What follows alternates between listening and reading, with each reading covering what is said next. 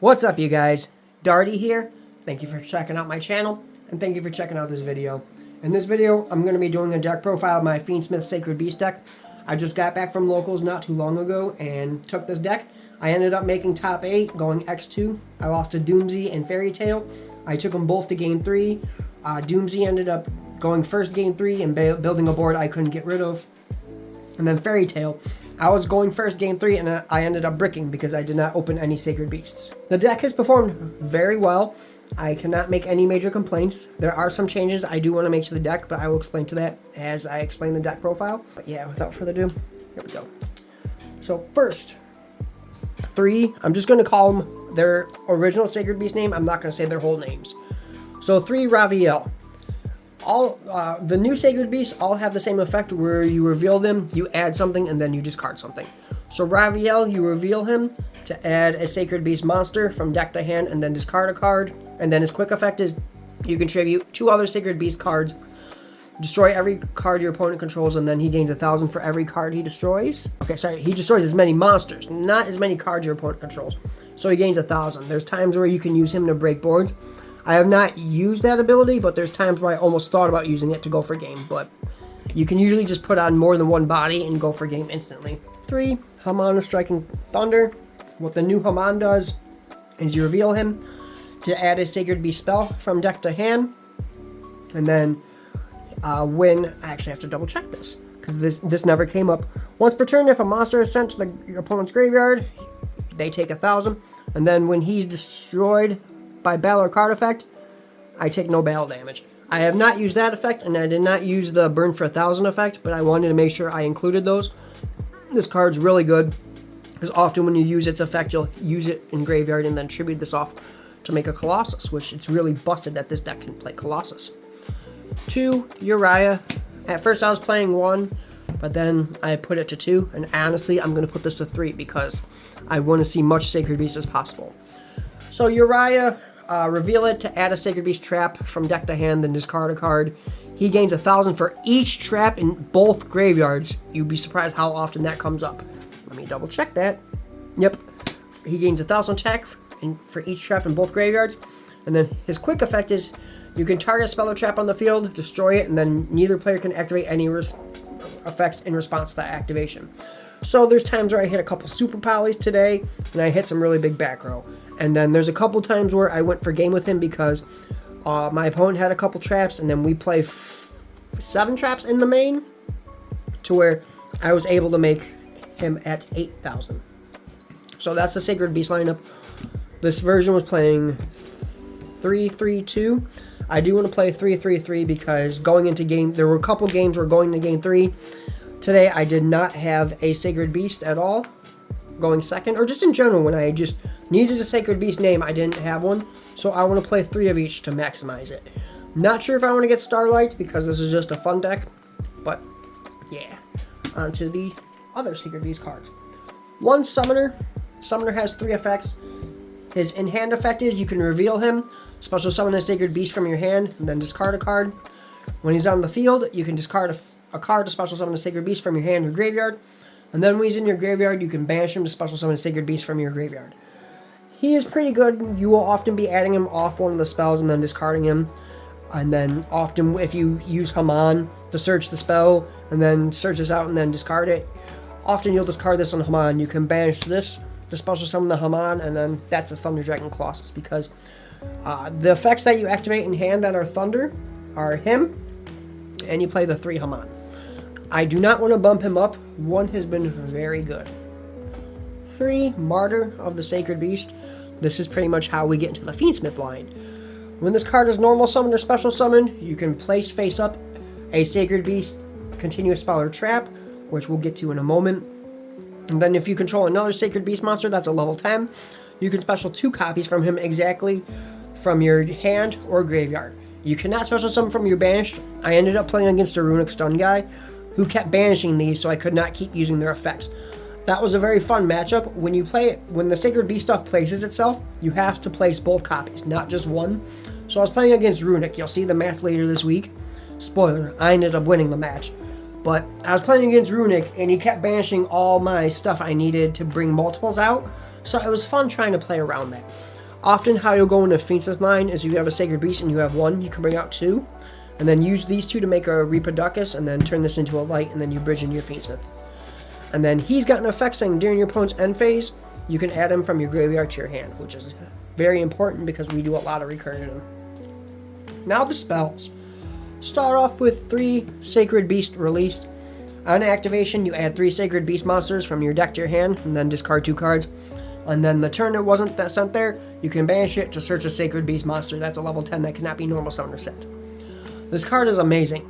I did not want this Ash at all, so if I drew anything else, I would always use everything else to bait out the Ash, because as soon as I always played this card, I pretty much won. This card is absolutely insane for the deck. It's easily my favorite card in the whole deck. Then the continuous spells. 3 Sacred Beast Thunderclap. So on activation, you activate it. Then its effect is you can place 2 more copies from your graveyard or your deck. And then reveal a level 10 Sacred Beast and then place the field spell. Also, like I said, against Runic, he kept banishing different copies of this, so I could not place 2, so it's fun to work around. And then during your opponent's end phase, you can add a copy of this from the graveyard to your hand, which if we have Martyr and Thunderclap, we can go Chainlink 1, Chainlink 2 to add them back, so that way we can play around a possible ghost spell. The field spells, 2 Fallen Paradise of the Sacred Beast. This card was absolutely insane. Up to 3 times per turn, send from your hand or face up on the field the same card type. So often you'll be sending 3 continuous spells. There were times I had opened multiple Sacred Beasts, and I had like a dead Reproducus, so I sent the dead Reproducus and a dead Sacred Beast and another dead card in hand to bring out a Sacred Beast from your hand, graveyard, or deck. Since it's up to 3 times per turn, if they Bell or Ash the first one, I'm assuming it's like Golden Sarcophagus, or sorry, not Golden Sarcophagus, like the Horus King Sarcophagus, where you can try to activate it again. And if you control a Sacred Beast monster, that's a level 10, draw 2 cards.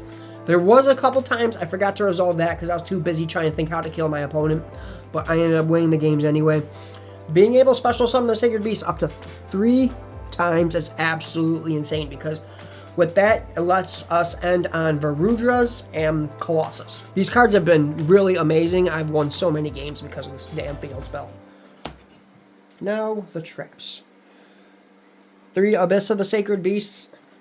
On activation, during the main phase, you can place 2 copies from your graveyard or your deck or hand face up to the field. So often, like I said when I was playing Runic, he ended up banishing one, so I couldn't use it. So when he'd banish one, I would try to use the others.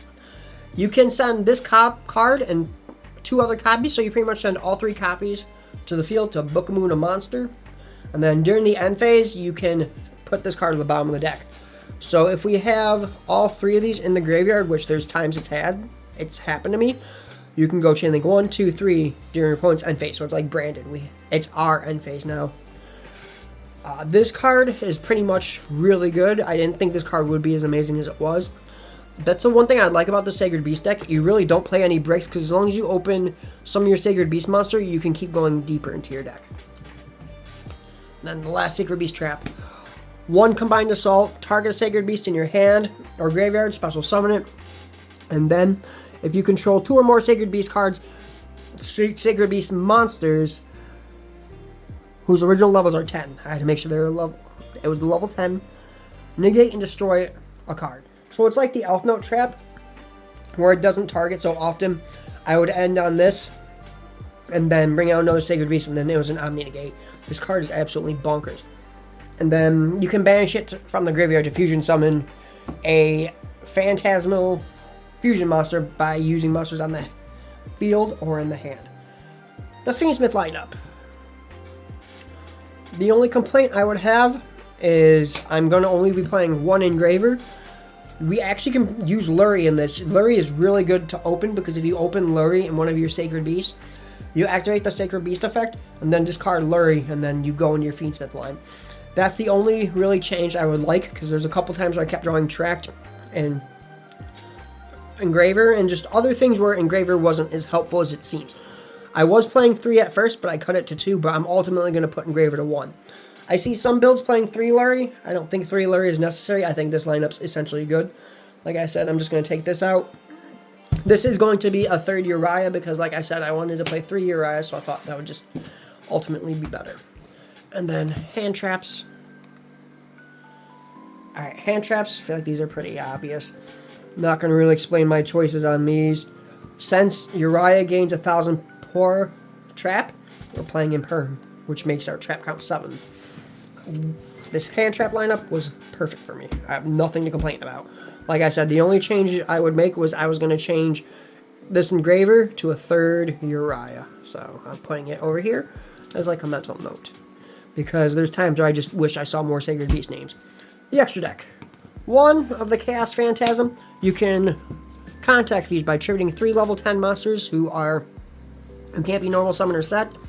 And then up to 3 times per chain he can negate something. I'm not going to lie, I have not ended up using him because there was not really a situation. I'm not sure how often I wanted to use him, but I got the full art from one of my locals, so I had to just flex and pick it up. Thunder Dragon Colossus. We make this quite a bit because of the Haman, our Fiendsmith engine. Don't really need to say anything about this because everyone knows what these cards do. That's not a Fiendsmith card. Typhon for obvious reasons. Caesar. For Rudras, this card did so much work today. Little Knight. Charmer. Never used this, but still nice to have.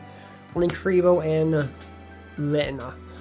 This is supposed to be an anima, but I could not find an anima in time.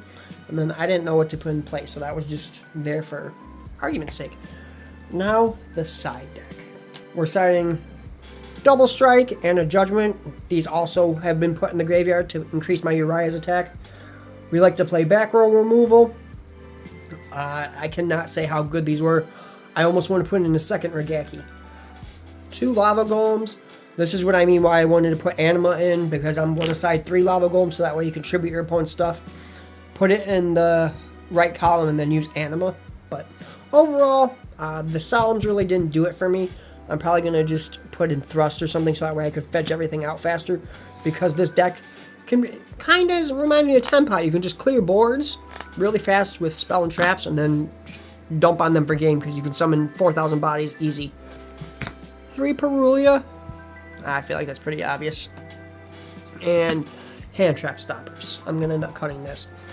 Overall, final thoughts on the Sacred Beast deck. It's really fun to play. It's definitely my favorite deck right now. I've been taking a break from Elf Note. I'm going to try and post some gameplay of this a lot, or when I have the chance to. I have 2 matches I'm going to be filming this, or I already have them filmed. I'm going to have 2 matches this upcoming week to post. And then I'm going to move on to Phantom Knight, because Phantom Knight is another deck I'm very excited to play. But yeah, this is my deck profile for the Fiendsmith Sacred Beast deck. If you guys have any suggestions, please share, because I'm always curious and I always like deck building with you guys. Thanks for watching. I'll catch you guys later.